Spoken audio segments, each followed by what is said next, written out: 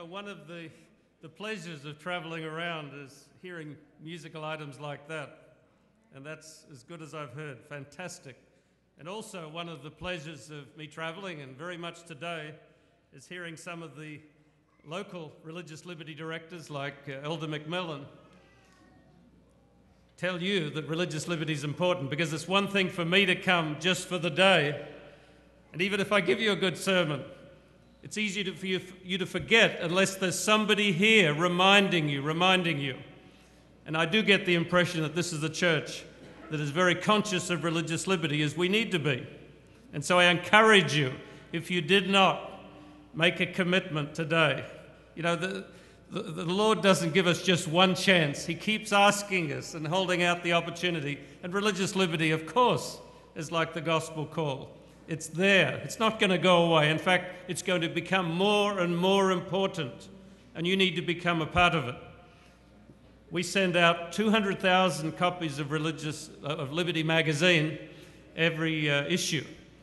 I could wish it were more, but it's quite a lot. You know, it's more than our church sends out for Message magazine and Signs of the Times combined, and those are our outreach magazines.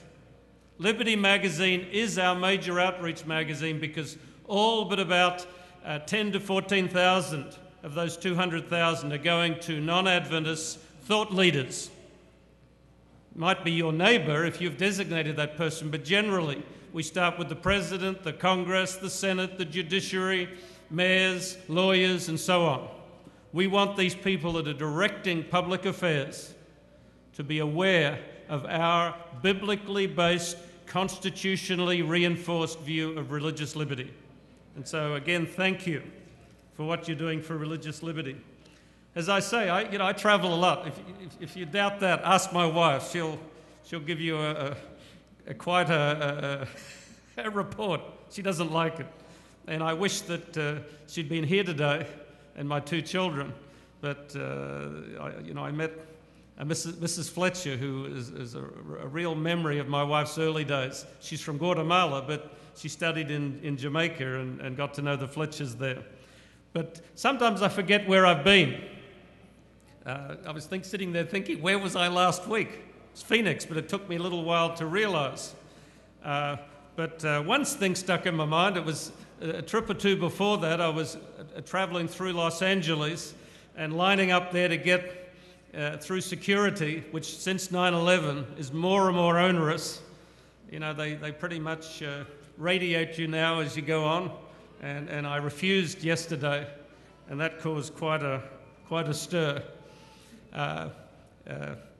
But I can remember in Los Angeles being in the line.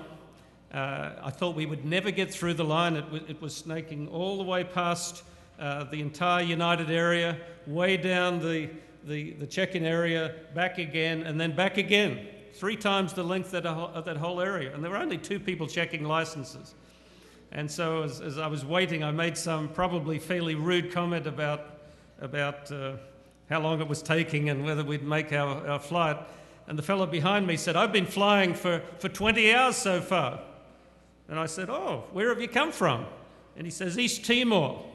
And I said, "I was there just a few months ago." And he looked at me with his eyes wide open. He says, "I have never met anybody who even knew where East Timor was." But East Timor sticks in my mind very plainly because Dr. John Gratz, the director of the General Conference Religious Liberty Department, and I went there at the beginning of last year, particularly to see what was happening for religious liberty in this newest country of the 21st century, because it had just recently been declared an independent country after many years under Indonesian rule, which of course is an Islamic country, the largest Islamic country in the world. In spite of what you're hearing from the Middle East, there are 200 million people in Indonesia, 95% of them Muslim. And East Timor had been taken over by force by Indonesia. Then the United Nations, a few years ago, allowed a plebiscite on whether they would be independent. They voted for independence, and then civil war descended on them, mostly of a religious nature, between the mostly Christian East Timorese, who had converted from many beliefs, mostly pagan beliefs, when Indonesia took over, but now they're Christian, so it was between the Christian Timorese and those Islamic irregulars who were wanting to deny them the right to separate from Indonesia. And in the 20 or 30 years that they'd been in this process, a quarter of the population had died. Incredible. Only a little country, but a quarter of them. And we went there to see what was happening. And I don't want to belabor it, but the point I want to make is with this background of religious conflict, civil conflict, still continuing. We met with the Catholics and the different Protestant denominations and found that they were all still in a ferment of jealousy. Who had this village? Who had this area? What religion was East Timorese? And we met with the President Jose Ramos Horta, a very pleasant man who had won the Nobel Peace Prize. And I asked him about religion in East Timor. And he said, East Timor is for everybody, but religion can be divided up. Interesting concept, and I've thought about that a lot.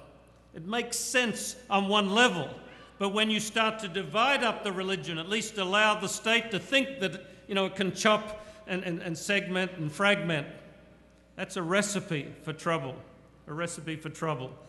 It's also a recipe for trouble when the state decides that one particular religion is what defines us as a state.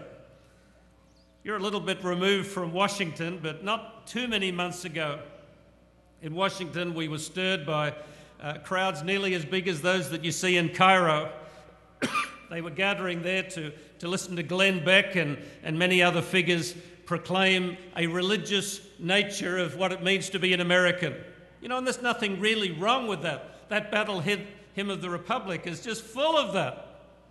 That dates from the Civil War, when in spite of the fact that we read in the history books that it was all about slavery, it was all about many things, including religion. I've got a very interesting book that's called On the Altar of the Nation, and it explains why in the Civil War it became more and more a religious holy war that enabled the conclusion of that to sort of sanctify the whole endeavor, that God was in it, as Abraham Lincoln said. But Glenn Beck had taken a little bit different approach, and there was one scene there where he had an array of religious leaders lined up on the podium behind him. There were the leaders of the Baptists and the other major religions. Some of them I knew. We deal with some of these people, and they were lined up behind him, and then he invoked a very interesting historical moment. He said that these need to be our new black-robed regiment to retake America. And what he was talking about was in the Revolutionary War, which followed only a few years after a great spiritual revival in the United States, or in the colonies that were then. Only a few years after this revival, when Jonathan Edwards and George Whitefield from England went through and preached up and down the East Coast, and there was an incredible upsurge of spirituality. On the heels of that came this civil war with England, with the Revolutionary War, and a faction arose known as the Black-Robed Regiment. The British called them that, and what they were renegade preachers from the revival. Preachers who believed that the great spiritual battle that we're all involved in, to sanctify ourselves and prepare the world and ourselves for the coming of Christ, that battle could be morphed into the civil battle, in their case, for independence. And there was a classic story that some have tried to dispute, but there was a preacher who got up front in his pastoral vestments, and he said, it's so important now that we take up arms and that we take up this literal battle. He said that I myself am signing up, and he tore off his black robes, and underneath was a military uniform. Very easy, as they saw then, and even today with Glenn Beck, to think that we need to somehow enlist our spiritual energies and our religious identity for nationhood. But it's not really the right way. It's not the way of religious liberty. We talk in religious liberty a lot about the separation of church and state, and if you go on our website, I'm sure you'll see our little succinct statement that we are arguing for the separation of church and state. Over 100 years ago, the Seventh-day Adventist Church formed a religious liberty organization, and they wrote down that their charter was to fight against anything and everything that diminished the principle of the separation of church and state. But today, if you go on the radio or the television, maybe not on our program, but on these other programs, you will hear religious people saying things as extreme as I heard Bill Bright of Campus Crusade, who died a few years ago, but just before he died on television, he looked at the camera and he said the separation of church and state is a satanic concept. Many of our fellow Christians, good-meaning people, but people as off the rails as that preacher who could have the military uniform under his pastoral robes, many of our fellow Christians think that somehow this onward Christian soldiers involves the state and that we are fighting for the state.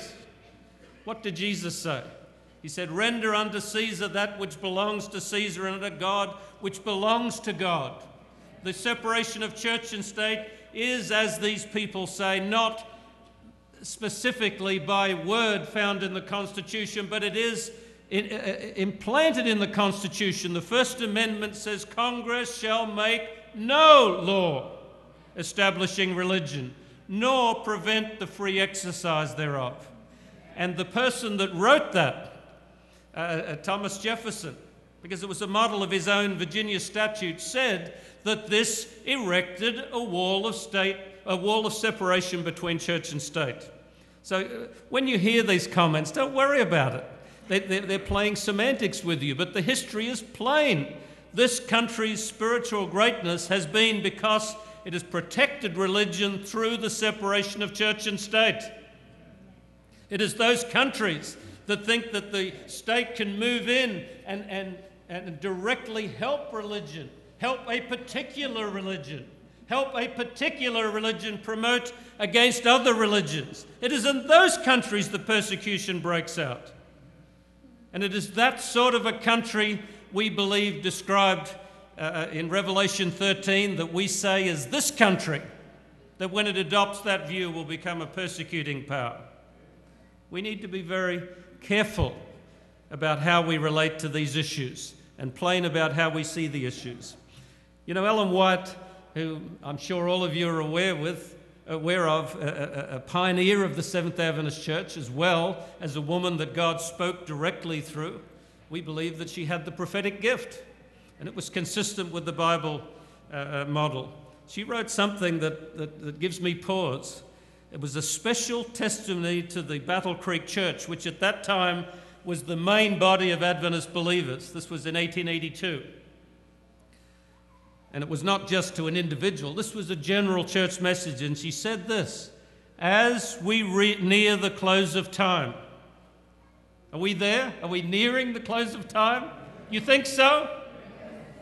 What do you think Egypt means? What do you think the disarray in Jordan, in Tunisia, and all these countries, and also down south, East Timor, I was telling about, Indonesia, all around the world, the scenes, as Ellen White said once in her writings, consistent with what she'd been told, are like those of the French Revolution. That is a sign of the times. The world is in ferment.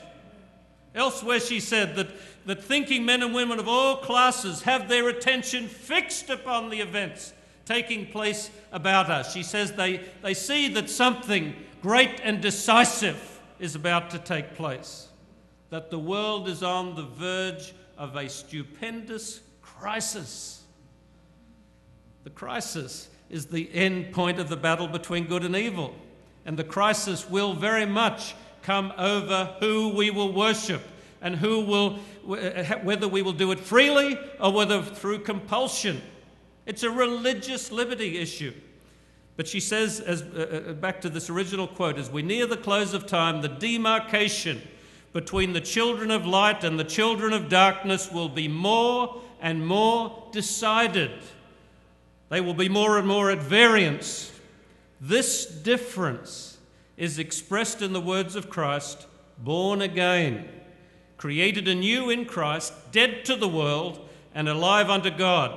These are the walls of separation that divide the heavenly from the earthly and describe the difference between those who belong to the world and those who are chosen out of it, who are elect, precious in the sight of God.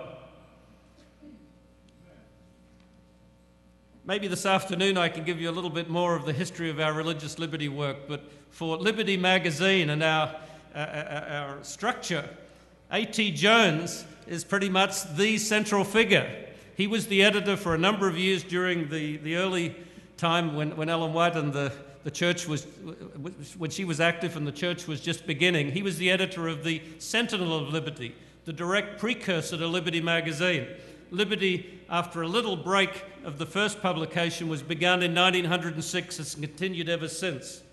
A.T. Jones did a powerful work in defending religious freedom, and I think in Sabbath school there was, or in the early, between the services, there was a comment made that A.T. Jones and other Christians, but to a large degree through his and Adventist efforts, actually put back or set back and defeated a Sunday law, not a blue law, which have existed in most states and still sit on the books. The types of things that make it illegal to mow your lawn on Sunday or to run certain businesses and so on. Those just sit there. They can be invoked easily. But the law that A.T. Jones set back was brought forward on a national level, and it was to designate Sunday as the national day of worship. That is the Sunday law. The only distinction between that and the final Sunday law was that it had not yet gotten to compelling people. But that will come one day. And A.T. Jones came to an interesting conclusion as he battled this law which seemed unstoppable. And you can read Ellen White's writings, and she saw in this the final wrap-up of events. It could have happened then. Remember that. History is not irrevocably always one end. There's so many dynamics in it that, just as Jonah there, preaching to Nineveh, which was said of God that he was to destroy it, their response determined that they had more time. And A.T. Jones came to the determination, here was the Sunday law upon them. Everything was about to wrap up. But what was missing? God's people needed to revive, refresh themselves, energize themselves, recommit themselves, have a revival, and then powerfully go out and proclaim the truth. The result was in the 1888 General Conference session, he was the main speaker, and he spoke of revival. And some of you may have picked up information. A few people still try to worry over what he was saying and to find different doctrinal meanings. That's a bit misleading. The clear fact was that A.T. Jones was set for revival. The clear fact was that Ellen White was 100% behind him, and that while the church did not formally, absolutely reject it, they did not revive as they could have, and we are still here. And the plain fact is that today, while there is no legislation actually pending in Congress, the lines of causality are all zooming in to tell us that very shortly, with some event like 9/11, we could easily find ourselves facing that Sunday law again. And I'm looking at it the same way A.T. Jones had to. What's missing? Our Seventh-day Adventist Church has to revive and stir itself. And I think it's a wonderful coming together of imperatives that our new administration at the General Conference see that too. The day after we all came back from the General Conference, I went to President Ted Wilson's office, in his old office. He was sitting there alone, not as busy as he now is. And I talked to him about this, and he saw it too. The conditions, the moment require revival. We can't demand it. And, you know, on one level you can say, well, the General Conference is calling for revival. You know, we're not like the Russians 1,000 years ago. You know, the king of the Russians became a Christian and instantly they all were. Clovis, king of the Franks, was baptized a Christian a little bit after that. And all of the French were Christians. It doesn't work that way now. Never really did. Just because the General Conference says we want revival, that doesn't make you revived. But it is appropriate to put a call out and each of us examine ourselves. And as those Israelites there in the desert on their way to Canaan on the days of atonement, they were to afflict themselves, which means look internally, judge themselves, see whether they were fit enough to do what God had required of them. Were they dedicated to what God wanted? Did they understand what he was trying to do? You know, the other day somebody in our office came and sat down in my office, and he's a friendly guy. I know him very well. But he said something to me that made my heart run cold. He said, you know, this Sunday law, we need to stop talking about it. He says, it may not come for 1,000 years. Now, obviously, this man's not really reading current events, but still, what a statement. And I thought for a while, and all I can say is that has to be roughly analogous to someone there in the wilderness. The mixed multitude come out of Egypt on their way to Canaan. God was leading through Moses. And for one of them to say, well, now what's this great burden that we have to go to Canaan? It could be 40 years before we get there. And it was. When you think that way, it actually delays it. But we should never think that just delaying it is suiting our purposes. We are told that if we do not do certain things as we drift into this end time, we will go through much greater troubles than we might have otherwise. What we have failed to do in a time of ease, we'll have to do in a time of great distress. This indeed actually is the time of opportunity. I want to read you just a few sentences of one of A.T. Jones's sermons, not in 1888 when he made the initial revival. You might think that was rejected. So to prove that, I'll read you from a sermon he gave in 1893 at the next General Conference session. He was also the main speaker then. And listen to the logic of what he said. I believe it's the same logic that we're facing today when we think about religious liberty difficulties, which we see elsewhere and that we know from prophecy and historical models will one day happen here. He says, when God calls upon you and me to take a position in allegiance to his law, which will forfeit our lives, that will put our lives in jeopardy so that some earthly power would deprive us of it, what then? That's the big question.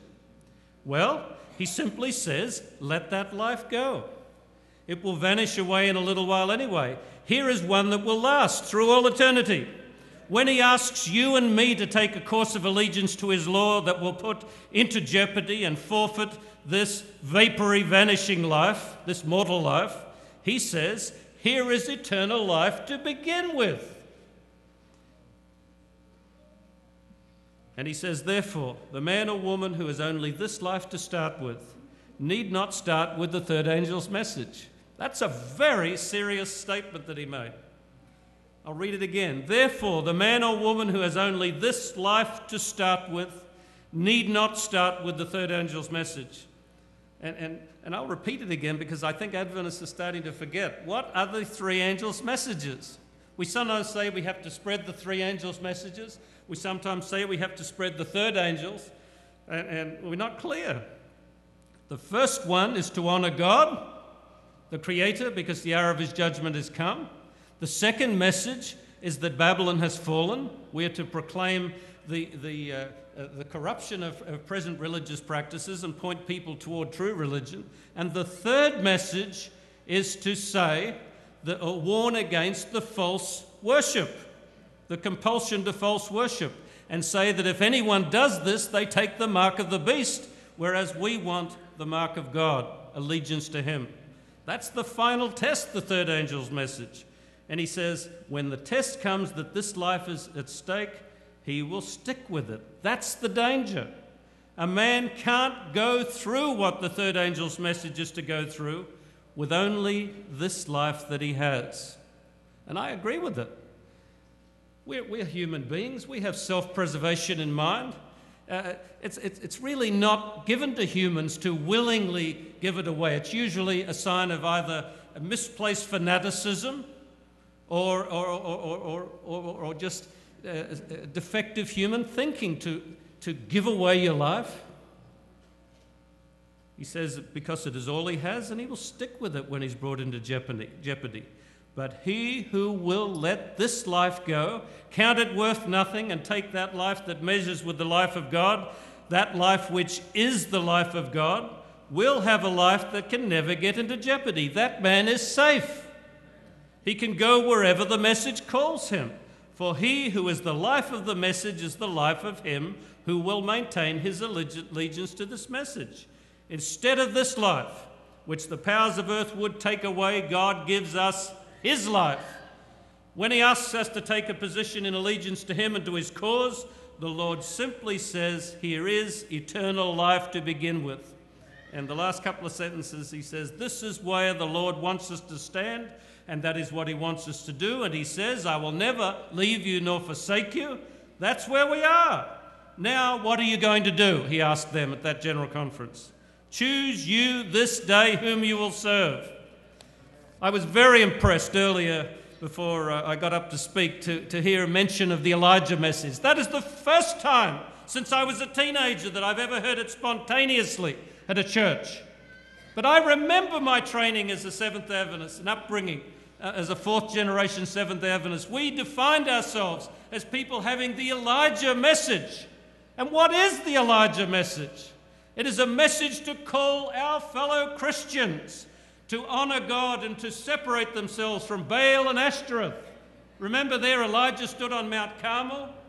He believed falsely, as we should never believe, that he was the only one left. But God said he had 7,000 that hadn't bowed to Baal. But on the Mount Carmel, it looked like everybody was. And there as the test played out, it says, when Elijah said, choose you whom you will serve, what was the response? The people answered, not a word.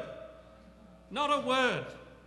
And writing about that, Ellen White said something that scares me every time I read it and think about it. She says, if there is one sin that God holds above all others, it is to do nothing in a time of crisis.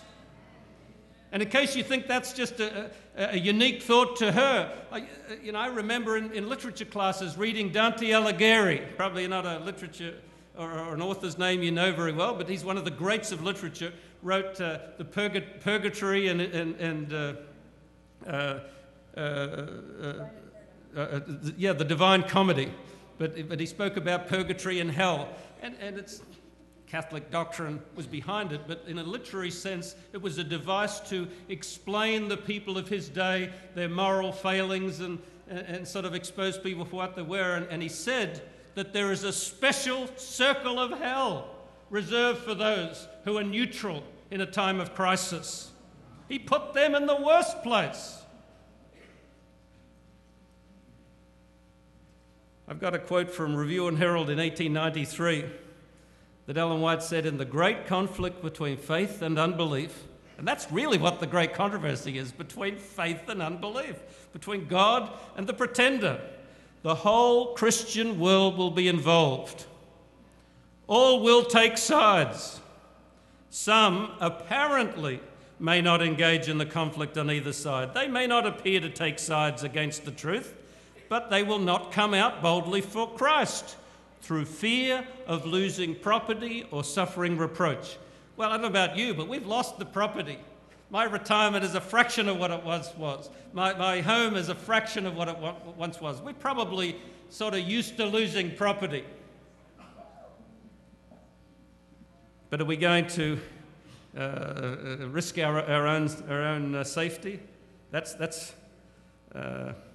another thing. Or to look bad in front of our neighbours. And she says, all such are numbered with the enemies of Christ. That's a sobering thought. That's a sobering thought. You know, with Jesus, when he began his ministry, stood up there in Nazareth at the very beginning and laid out a message of not just redemption, but the way he described it, it was release. And of course, that's what the Gospel Commission's all about, telling people that they are free from the power of sin. Because he said, the Spirit of the Lord is upon me because he's anointed me to proclaim release to the captives, to set at liberty those who are oppressed. And false allegiances oppress people. You know, we look at Egypt there. The people are rising up against a repressive regime. Unfortunately, as we'll probably find out, there's a religious subtext to this. And there are false religious views there that are ready to hijack that updwelling, or their upwelling of energy. But Jesus said that he had come to bring release to the captives, those who are held down by sin. I mean, what greater, we couldn't have a greater charter from Christ than that. That is the religious liberty charter. Then a little later, on the Mount of Blessing, Ellen White calls it, when on the Mount Jesus stood up. Obviously, this was a model for many of his presentations, but he outlined there, if you read in Matthew 5 and following chapters, he outlines there the principles of the kingdom. In fact, some commentators call it the manifesto of the kingdom, the formal outline of what it is to follow the kingdom of God. And remember what Jesus said in solitude with Nicodemus, who asked about the kingdom. He said, "You cannot even see this kingdom unless you're born of water and of the Spirit." He didn't mean you can't get there, which is implied, but you will not comprehend it unless you're willing to empty yourself and fill it with God's Spirit. Fill what was formerly a corrupt, enslaved individual. Put God's Spirit there. When you're like that, of course you see the kingdom and you want to advance it. Then it's onward, Christian soldiers. Then it's the battle hymn of God's republic. That's what we're to enlist toward. And Jesus, as he began on the mountain there, laid out the Beatitudes, the Blesseds. And we love to read those because they're wonderfully comforting. Blessed are the poor in spirit. Blessed are those who mourn, the meek, hunger and thirst for righteousness, the merciful, the pure in heart, the peacemakers. And there's rewards put out for all of those. And then he finishes, though, and hardly anybody remembers this. He says, "Blessed are those who are persecuted for righteousness' sake, for theirs is the kingdom of heaven. Blessed are you when men revile you and persecute you and utter all kinds of evil against you falsely on my account." That's where it leads, a conflict between the kingdom of God and a false kingdom that we live in. And we're moving toward God's kingdom. And as we are partakers of that, we're on a great quest that will come to a good ending. I bought. I don't usually buy very many movies, but I was in I think it was a Big Lot store the other day, and I saw for a couple of dollars a story that as I read the back notes, it was the Disney movie based on the experiences of a young missionary. I won't say which church, it wasn't an Adventist church, a young missionary from Idaho to Tonga, way out in the middle of the South Pacific there, the area that I originally came from. I come from Australia, but the Pacific is off to the side there. And this film that was called The Other Side of Heaven, told in a winsome way with I don't even remember a bad word in it, but a story of incredible tests and challenges for a 19-year-old boy witnessing to people that was so strange and foreign that the culture in every regard was different than he knew. But there was one fantastic scene in that movie where he'd gone out with two of the church leaders, the local church leaders, in a little open boat many miles to another island.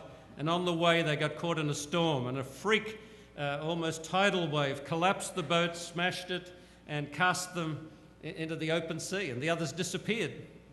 Obviously, you would presume that he was saved, and he was, and the three of them were saved. But there was that scene where, after the storm, he was alone, just floundering around in an open sea, destined to drown. A young guy running out of muscle strength. And here he's floundering, and as he drifts beneath the waves, they had his girlfriend that he was corresponding to in Idaho, wrote these words. And she said, "Are you well? Are you safe? Are you completely lost in the Lord's work?" And he was drifting underwater as those words were read. The scriptures say, you find your life by losing it. I encourage you on to that quest. Lose yourself. Every last bit of yourself. It's pretty hard for me. Life's beat me around a bit because I haven't always followed that. But I'm more and more convinced as I get older, and as I read and reread A.T. Jones and the Gospel Commission and this great mix that we know as the Great Commission and as the movement, the work, I'm more and more convinced that the answer lies in that. We have to lose ourselves, and we have to become absolutely altruistic about those around us. Religious liberty, as I said, jumped up and reminded you, of course involves defending ourselves legally within this country where the laws allow for such a thing. But can you imagine if you lived under a desperate dictatorship of some country where just to be a Christian is an offense? How are you going to defend yourself legally there? Of course not. There your only appeal is you stand up and you say, I do it because the Lord asks me to. But like Paul, who brought before Felix and Agrippa and we believe eventually Caesar as a Roman citizen, he had rights, and he used those as a vehicle to proclaim ultimate liberty. And I do want to assure you that while we will defend you, and that money that we put into as best purpose as possible, we try to choose cases that we pursue to the very end that don't just have the chance of winning, they have a chance to proclaim and underscore our overall position. And some of those have set precedents. One of the most telling cases was Estelle Sherbert, the Seventh-day Adventist working at a textile plant in North Carolina several decades ago.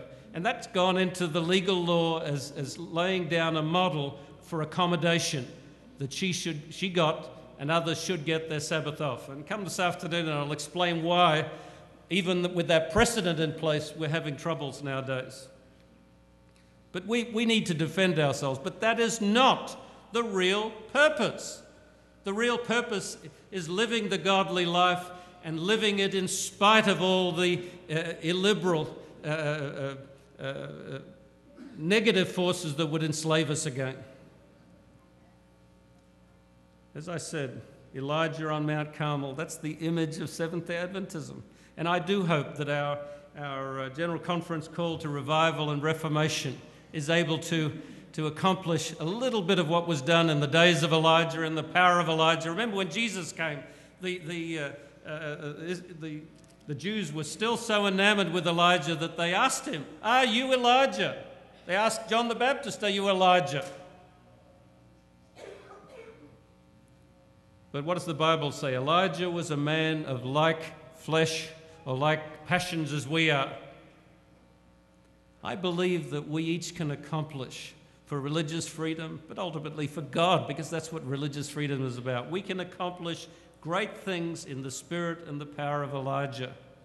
We need to be prepared, if necessary, to stand on some Mount Carmel. If necessary, while we might think, which will never be true, that we are the only one, stand and speak for God. Not to go along with it just because most people in our nominally Christian country, and remember, we say this is a Christian country, but in Islam, they look back here and what do they see? Hollywood. They see, there was a comment made, and it'll be interesting to see your vote, but, a mosque or an Islamic cultural center 2 or 3 blocks from Ground Zero.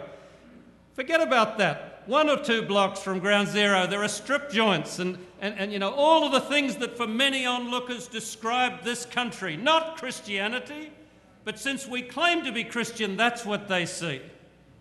We should be proclaiming liberty in God and liberty to serve God, not to be a libertine. I believe, as the poet said,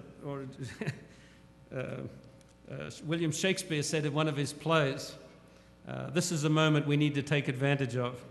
There was a dialogue in Julius Caesar where the pivotal moment was upon them, and he said this. He says, there is a tide.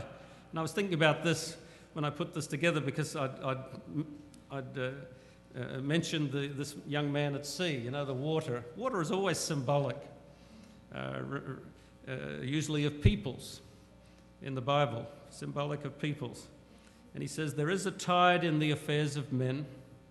So he's using the figure of the with sailing ships, they used to have to go with the tide because you couldn't go against the tide. There is a tide in the affairs of men which, taken by the flood, leads on to fortune. Omitted, all the voyage of their life is bound in shallows and miseries. On such a sea we are now afloat, and we must take the current when it serves or lose all our ventures. I've been convinced for decades now that the Seventh-day Adventist Church has sort of been hanging back. I believe that God is waiting for us.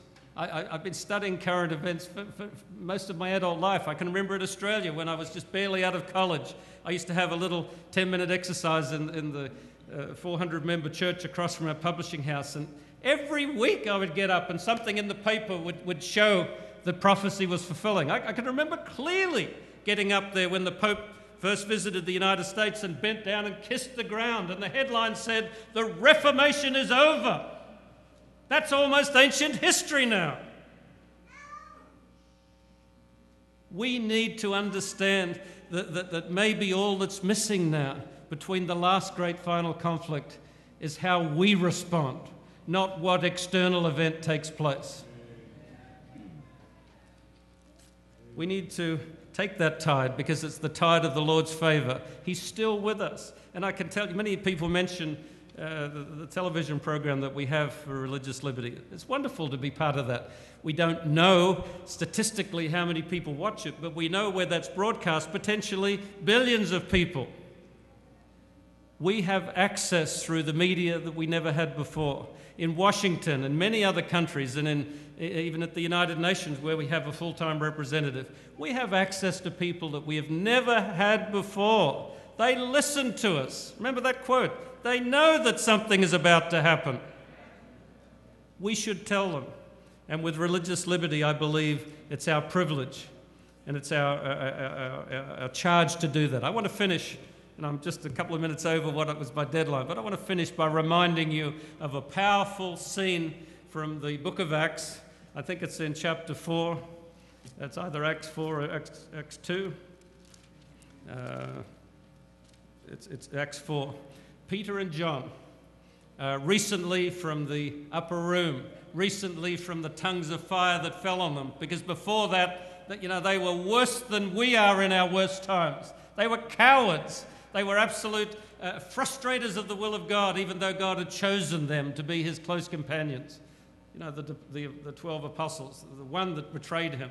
But here, after Pentecost, they reappear at the temple, come through the gate beautiful. They're accosted by a beggar, and you don't have to go to the third world to see them. I came in not late last night, but I got into my motel late last night, so I didn't see much at the intersections here. But where I live, they're begging at the intersections. It's the same world as it was back in Peter and John's day. And they said, "We cannot give you money, but what we have we give you." And they healed him. "In the name of Jesus, whom you crucified," they said to the gathered crowd. The authorities came, were troubled by them, arrested them, and they said to them quite distinctly, if you read that record, they said, "Cease to speak of this Jesus, or we will do to you as we did to him." But they feared the crowd a little, so they warned them and let them go. The thing I want to share with you, and you can read it there, it's a powerful sequence. They went back to the fellow believers, as we often have missionaries come, as you'll hear them shortly, I'm sure, coming from Egypt, telling of some rather hair-raising experiences with their neighbours and so on, I'm sure. And you can hear from many countries, as we heard during the Soviet Union days.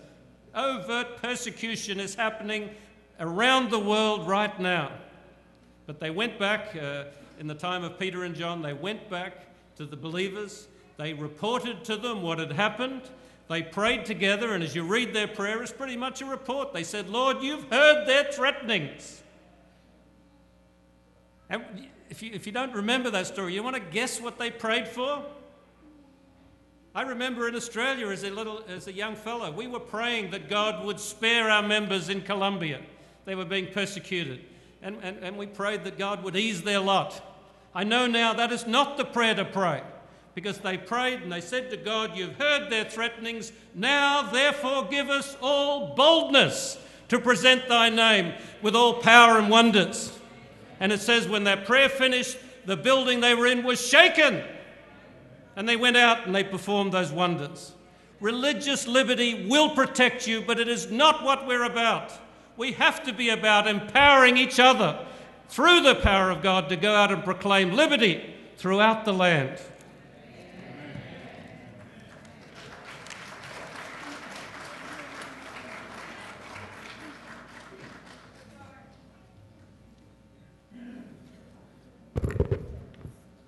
Our closing hymn is number 648. Would you please stand with me as we sing number 648?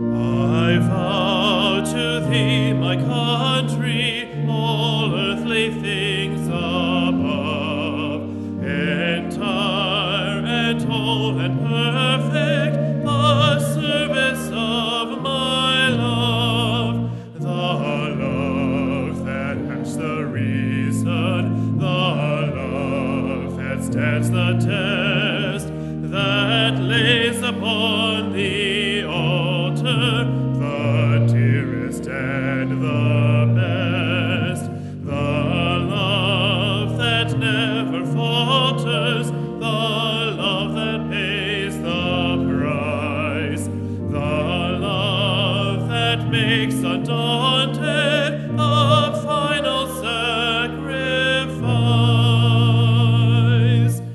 And there's another country I've heard of long ago, most dear to them that love her, most great to them that know. We may not count her armies, we may not see her king, her fortress is a faithful heart, her pride is suffering,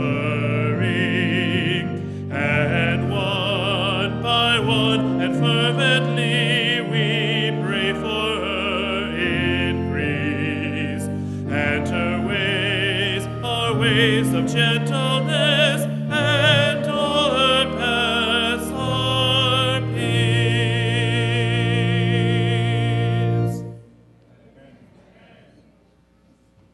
In Hebrews chapter 11, it says, "By faith Abraham obeyed when he was called to go out to a place where he was to receive an inheritance." And it says, "By faith he sojourned in the land of promise as in a foreign land." Let's bow our heads. Dear Lord, this is the land of promise for many around the world still. And it's certainly a land of freedom for us, but it is a foreign land as far as our ultimate destination goes. And I pray that we'll each have this loyalty to you and respect for our country that will see us on our journey.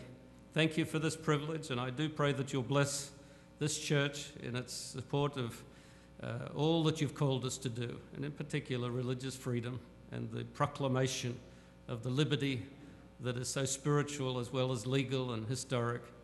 And I pray that this church will be a beacon and a light, and that many around this area will come to know you because of what they're doing, is my prayer for Jesus' sake. Amen.